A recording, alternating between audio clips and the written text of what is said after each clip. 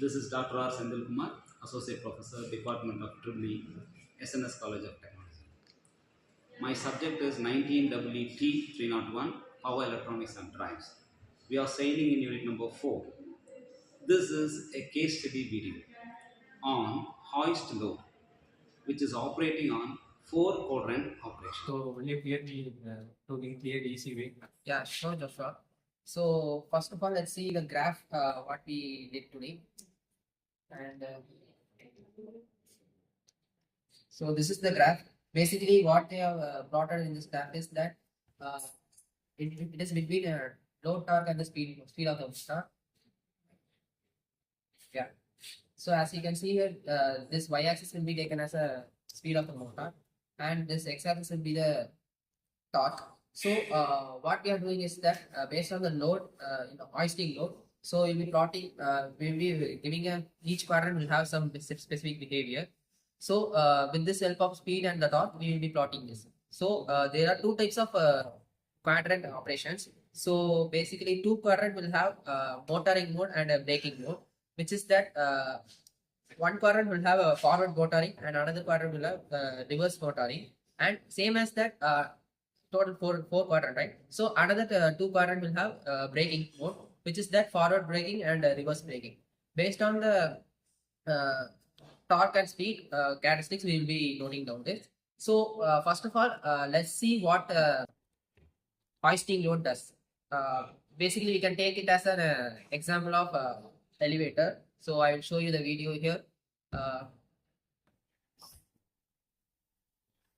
As you already know the working of a elevator, right? So as you can see here, this is the motor in which the wheel will be rotating, and this is the load where the people will be at. Okay, so let me forward this.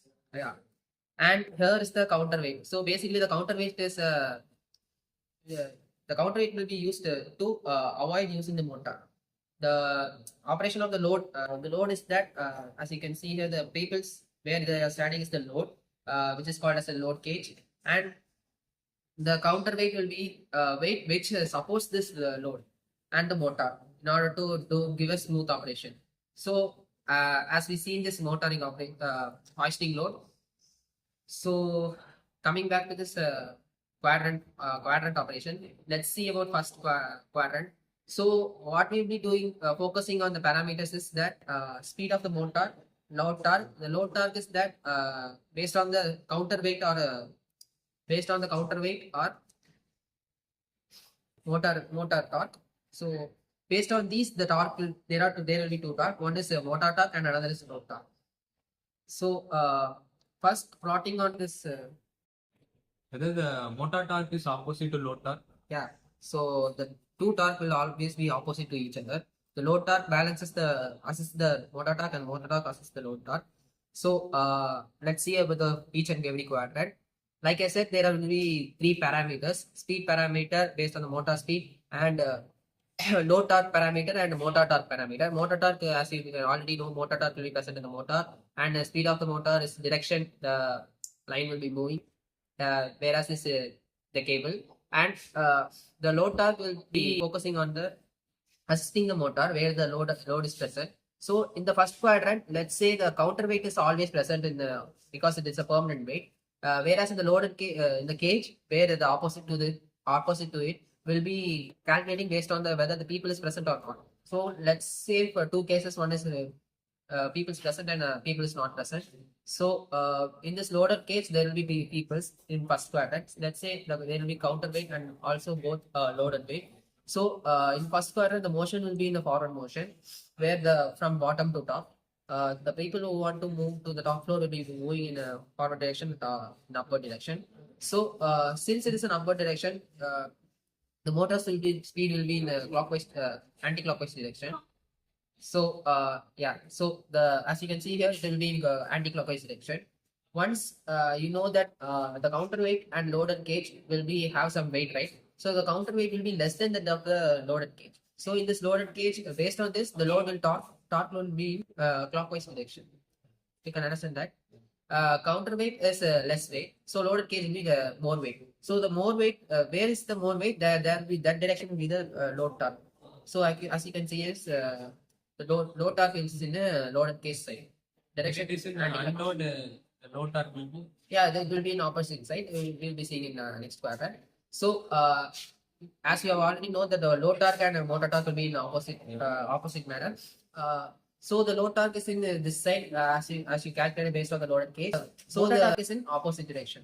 Okay. So one another thing that you can say that they are right is that the load torque here is a load torque and here is a this is a speed and this is a load torque.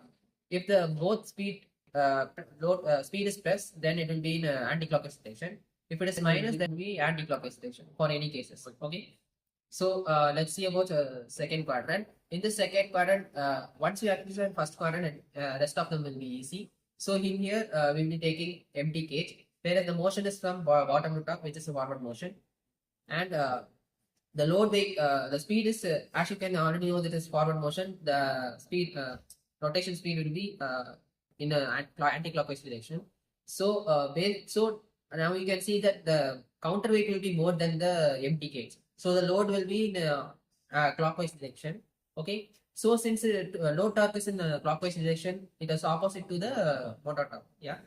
So now for the third quadrant, the counterweight is present and it will be in empty cage. Whereas in this case, the above two quadrant will be in forward motion from bottom to top. Let's take a case where in this third quadrant it will be in from top to bottom, which is in reverse direction. So in this reverse direction, the counterweight will in this reverse direction it will be in anti-clockwise direction. The speed since it is downward motion, the motor the speed will be in a clockwise direction, and the counterweight is present. It is an empty cage where there is no load. So the counterweight is more. So the torque load will be in anti-clockwise direction. Anti-clockwise direction. Since it is in anti-clockwise direction, the motor torque is basically opposite to it, which is in clockwise direction. Same as in the case of the fourth quadrant. In this fourth quadrant, the counterweight is present, and also the load, the cage is loaded, the elevator is loaded.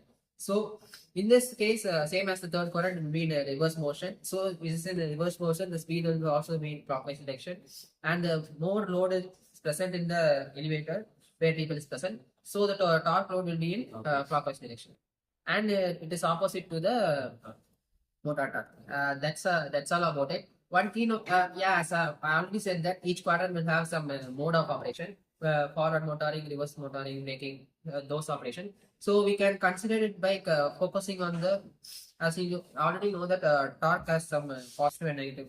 I've already said that the coordinates, positive and negative coordinates. So based on that, you can say that motoring operation is represented in terms of positive manner, and the braking mode is considered as a negative coordinate. So in this negative coordinate, there will be braking mode, and in positive, it will be motoring mode. For forward and reverse, as you already know that based on the motion of the load moving, we can say that in here the elevator is moving up. In first and second quadrant, the elevator is moving up. So those two are forward motion, and the 3 and 4 are in bottom motion, reverse motion. So they are in reverse. That's all about it. Thank you, Ajay.